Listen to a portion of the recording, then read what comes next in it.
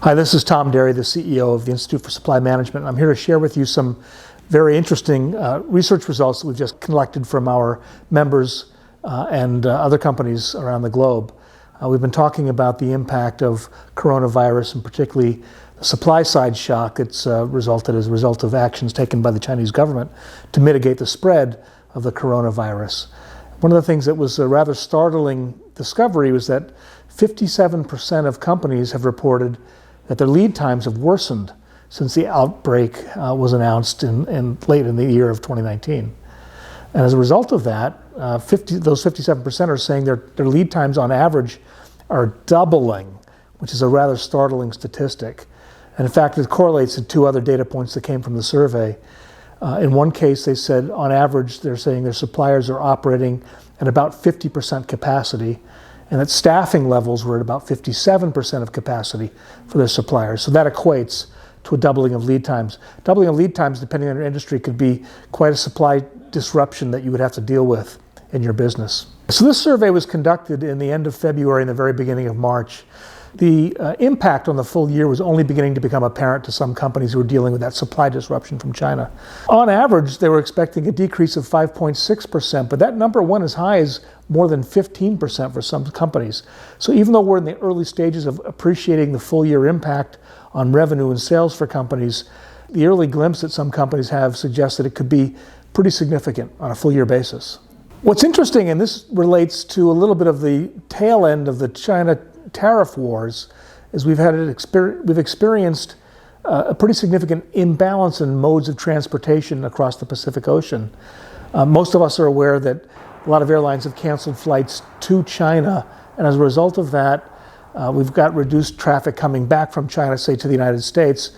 A lot of freight moves in the cargo holds of those passenger planes, and so that capacity has been significantly reduced, and as a consequence, air freight has gone up in cost.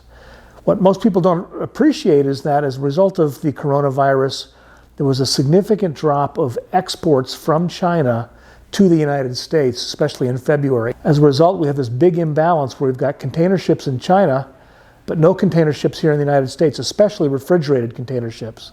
And as a result, companies are looking to export back to Asia, are competing in a very cutthroat environment to win space on the few container ships they can find in the United States. One of the lessons to draw from the whole coronavirus experience at this point is to hearken back to what happened during the trade war, which consumed late 2018 and most of 2019. Companies that were proactive in their strategies, particularly companies that either shifted production to other countries outside of China or found alternative suppliers outside of China, are much better positioned to withstand the impact of something like this coronavirus supply disruption than companies that did not do that. In fact, our survey produced a rather startling finding that 44% of companies said they had no specific plans to deal with a China-based supply disruption. So they're really in a tough place dealing with lack of capacity, supplier production being down, lead times being doubled, compared to companies who, during the trade wars, were proactive in shifting their supply chains and are now in a better position to withstand the supply shock. One of the obvious lessons to be drawn from this is the risk of over-concentration in any specific geographic area.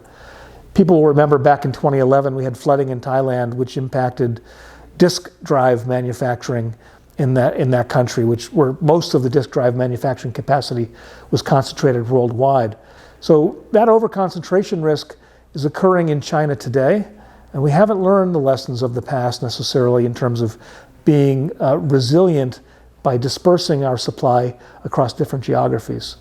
The other lesson to be learned is if you haven't yet focused on or haven't thought through the impact of the constrained transportation capacity both from China and to China, and that's an important market for you, either as a supply market or as a consumer market, you need to get on top of that right away. It could take several months for the imbalance in transportation modes to be sorted out before airlines restore the air freight capacity and the imbalance in container ships gets corrected. So that's something you need to stay on top of and manage proactively. You know, it's at a time like this when we're facing a real crisis in terms of the global supply chain that your membership in ISM increases in value. We're always stronger when we work together, and ISM is a great resource. We can broker knowledge across the network and help people understand implications they may not have considered or solutions they may not have considered. And there are lots of ways to do this. Right now we're building a resource page on our home website where you can go and find the latest research, where we're aggregating content. You can get access to webinars that we've already conducted on this and learn about our upcoming webinars so that you can stay better informed, including webinars with subject matter experts who will be able to give you that expertise around how to deal with this particular crisis.